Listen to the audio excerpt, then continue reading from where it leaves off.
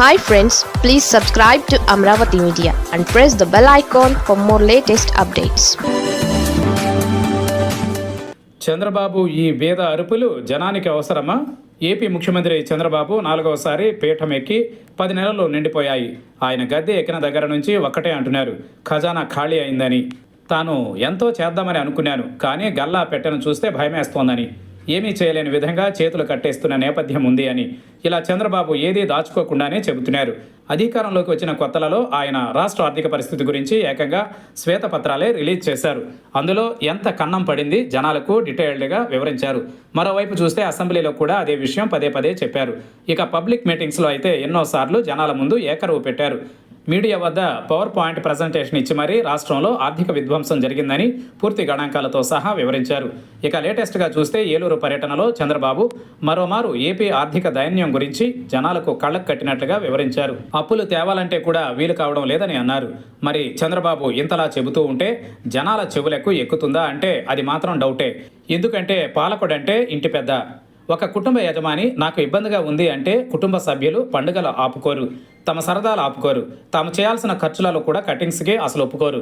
ఎందుకంటే ఇంటి యజమాని కాబట్టి ఏదో బాధపడి బాధ్యత పడి తమకు ఇవ్వాల్సినవి ఇవ్వాల్సిందే అన్న ఒక ఆలోచనతో ఉంటారు. ఏపీలో కూడా జనాలు అత్యధిక భాగం అలాగే ఉంటారని అనుకోవాలి. ఈ రోజుకి తమకు పథకాలు రావడం లేదని గోల పెడుతున్న వర్గాలు అలాగే ఉన్నాయి. ఉద్యోగులు తమకు జీతాలు వేళకు పడకపోతే అసంతృప్తిని వ్యక్తం చేస్తారు. ఇక తమకు రావాల్సిన కరువు భత్యం సహా ఇత్యాది ఆర్థిక లాభాల విషయంలో వారి లెక్కలు వారికి ఉంటాయి. పనులు చేసిన కాంట్రాక్టర్లు తమకు ఇవ్వాల్సింది ఇవ్వాలని అంటారు. నిరుద్యోగులు ఉద్యోగాలు తీయాలని కోరతారు, లేదా భృతి ఇచ్చినా ఓకే అంటారు. ఇక సామాన్యులు ధరలు పెరగరాదు అంటారు.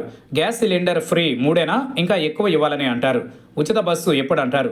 ఇలా ఉన్నత స్థాయి నుంచి అట్టడుగు దాకా అందరూ ప్రభుత్వం వైపే చూస్తారు. ఎందుకంటే ప్రభుత్వం అంటే పెద్ద. ఆ పెద్ద నుంచి వరాలే కోరతారు తప్ప వారి ఆర్థిక వ్యవహారాలతో పని అసలు ఉండదు కాబట్టి. అందువల్ల ముఖ్యమంత్రి ఎంతో చెప్పినా అవును సుమా అని ఆ నిమిషానికో ఆ సభా సమయానికో కాస్త వేడి నిట్టూర్పులు విడుస్తారేమో కానీ తమకు దక్కే రాయితీల విషయంలో మాత్రం ఎవరూ రాజీ పడే ప్రసక్తే ఉండదు. ఇక వారికి తోడు విపక్షాలు ఎగదోస్తూ ఉంటాయి. సంపద సృష్టించే ఇస్తామన్నారు కదా, ఎందుకు ఇవ్వలేకపోతున్నారు అని వైసీపీ ఎదురుదాడి చేయడానికి సిద్ధంగానే ఉంటుంది. సరే, ఆ సంపద సృష్టించే ఇస్తాను అంతవరకు కాస్త ఆగమంటే జనాలు ఆగుతారా అంటే అది అసలు కుదిరే వ్యవహారమే కాదు. మొత్తం మీద చంద్రబాబు కంఠశోష తప్ప వినేది ఎవరు పెద్దగా ఉండరన్నది మాత్రం యథార్థమైన పచ్చి నిజం.